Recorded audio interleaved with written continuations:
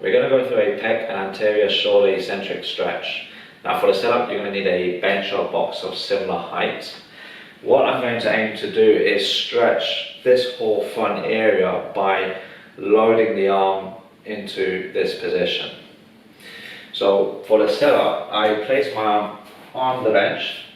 I start off on my hands and knees, and I begin with my body slightly higher than my arm.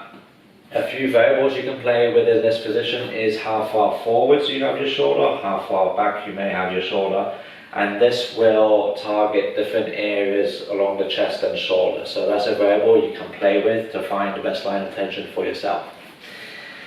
I begin by creating an isometric contraction of pec flying or pushing down into the bench, so I'm creating this movement. I build that up to my prescribed effort, and then I slowly and controlled lower myself down in an elevator fashion.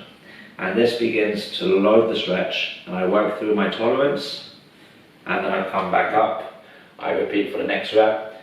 I push down into the bench, and then I slowly lower down, keeping that isometric effort of driving my arm into the bench as I lower in an elevator fashion. And I work through the stretch a little bit, and then I come back up to reset.